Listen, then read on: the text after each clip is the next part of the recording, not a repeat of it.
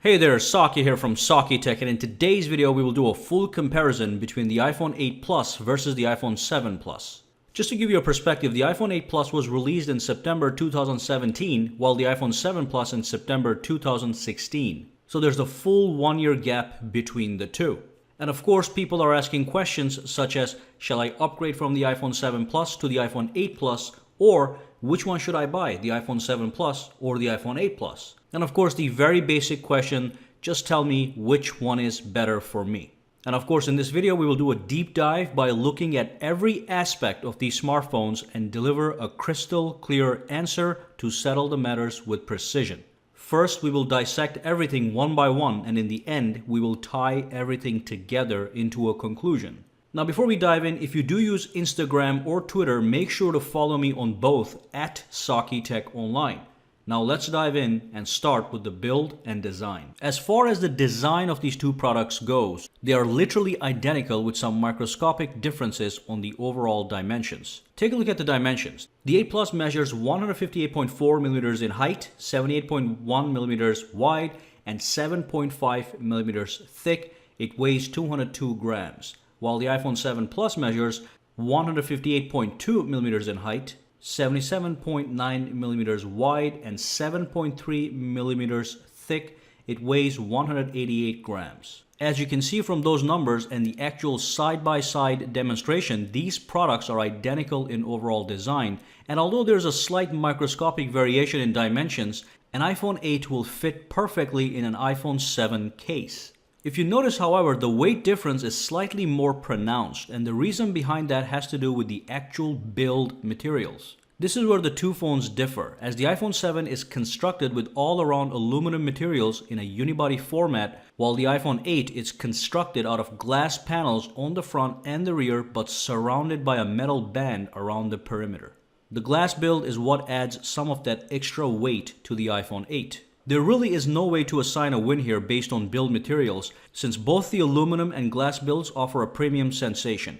Some people may prefer the smooth and solid aluminum build, while other people might prefer the shiny and reflective glass build. Either phone will exude a premium in-hand sensation. However, the glass build does offer two downsides. It will be a fingerprint magnet, and it will be more prone to cracks and shatters if it drops on a rigid surface. Now, all around we have the same buttons and ports, and if you look at the bottom, you have the Lightning port and speakers. Both phones have dual speakers with stereo sound. The difference is that the iPhone 8's speakers are now 25% louder than the iPhone 7's speakers. iPhone 7 already had best-in-class speakers, and the iPhone 8 simply improved upon that. Both iPhones will offer IP67 grade water resistance, so you are fully protected from dust, sand, water splashes, and rain showers. And finally, one big difference is that the iPhone 8 now comes with Bluetooth 5.0 instead of Bluetooth 4.2, which is going to deliver better Bluetooth performance overall, especially in terms of extended range, higher data transfer speeds via Bluetooth, and the ability to add multiple wireless devices to the iPhone 8 that could be active simultaneously, such as two wireless headphones. And one final thing, both iPhones come with the exact same second generation Touch ID sensor built into the home button. So in this category, it seems that the iPhone 8 does have a slight lead. Like we said, from a purely build and design perspective, we are at a draw. However, the iPhone 8 has louder speakers and Bluetooth 5.0. Now let's move on to the processor and memory. The iPhone 7 has a powerful quad-core A10 Fusion processor with 3GB of RAM and comes with 32GB of storage on the base model. You do have the ability to purchase the 128GB version for a premium. The iPhone 8 has an even more powerful A11 Bionic processor, also with 3GB of RAM, and comes with 64GB of storage on the base model, but you can also get it with 256GB. Now, looking at these Geekbench benchmarks, it is clear that the iPhone 8 is much faster in raw processing power than the iPhone 7. Apple also says there's a 30% increase in graphics performance as well. These power levels just blow expectations. The iPhone 8 is already a powerhouse, capable of recording 4K movies with ease, running graphically stunning games without a hiccup, but the iPhone 8 has even more power. This power will most likely translate to even better looking games and some great artificial reality experiences via apps. So clearly the iPhone 8 has a massive lead here, but it must be noted that the iPhone 7 is no slouch as it can run heavy-duty apps as smooth as butter already.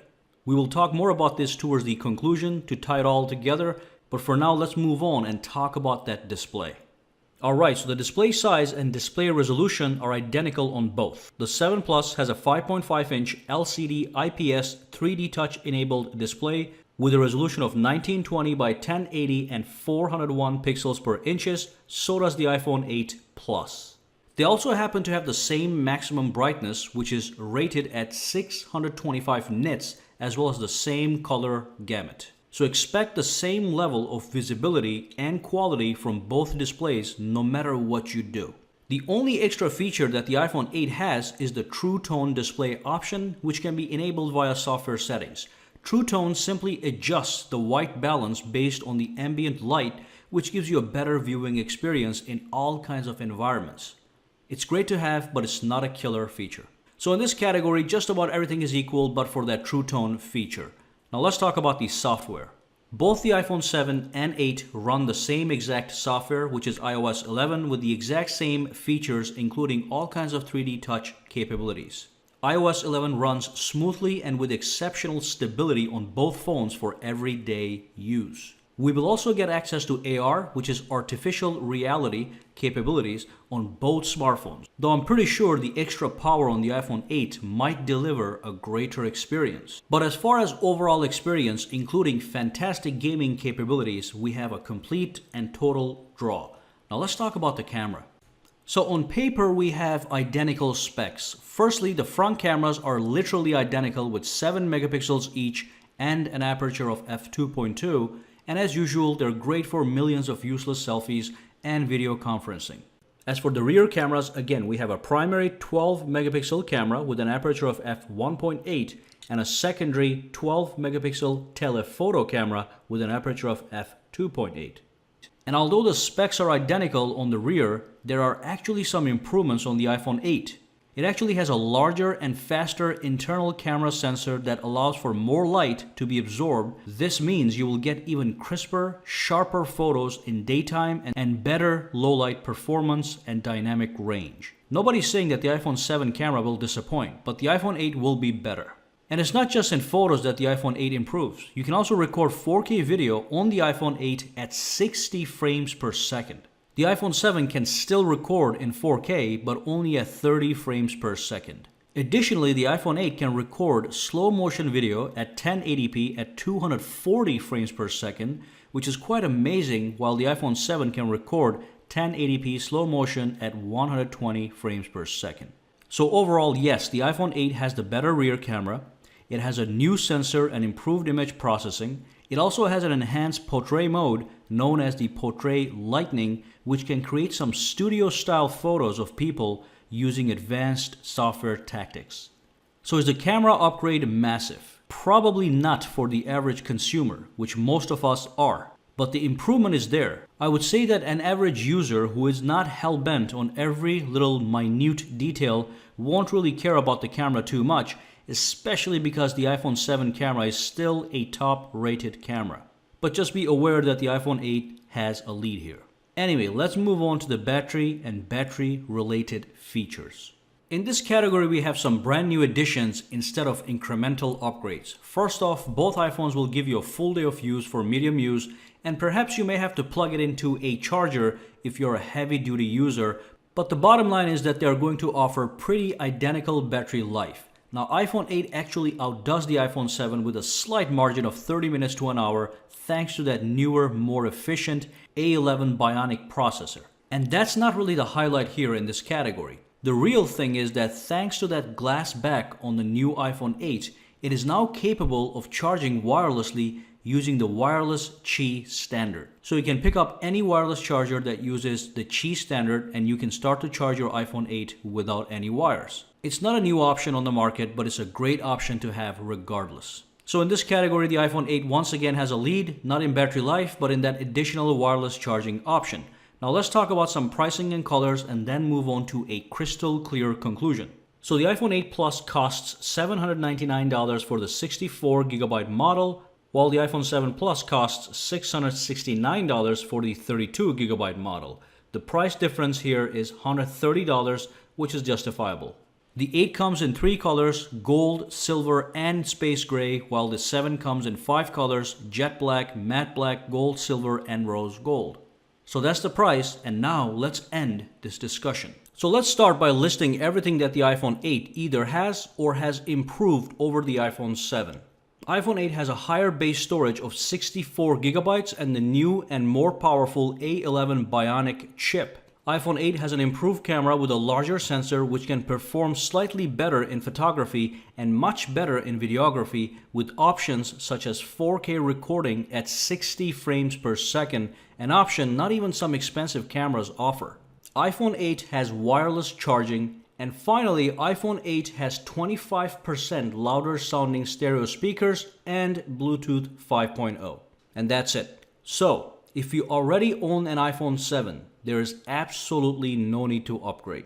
iPhone 7 still has a powerful processor capable of handling any task with ease. It has a top-rated camera. Most people just use the cameras to take photos and basic video anyway, so the 4K option at 60 frames per second is great to have, but it's not going to be a common use scenario. Other than that, both smartphones look identical. They are IP67 grade water resistant. They offer great battery life. They have the same Touch ID fingerprint sensor and a smooth and consistent software experience. Now, if you're coming from anything lower than an iPhone 7, such as an iPhone 6 or 6S, do upgrade directly to the iPhone 8 as the upgrade effect will be significant. But if you upgrade from the iPhone 7 to the iPhone 8, the upgrade effect will be minimal. Now, what if you are in the market to make a choice between the two, the 7 and the 8? Then you should probably get the iPhone 8. It's $150 more expensive, but it does come with 64GB of internal storage as opposed to 32GB for the iPhone 7's base model. Bottom line is, if you already have the iPhone 7, you're in a great position. The only true upgrade you should consider is the iPhone X, unless it is out of your price range. And that's the story. If you have any questions, comments, or concerns, just drop them down below in the comments section, and hopefully we can get it addressed. And of course, make sure to subscribe to Saki Tech, give this video a thumbs up, and if you use Instagram or Twitter, make sure to follow me on both at Saki Tech Online. Have a fantastic day.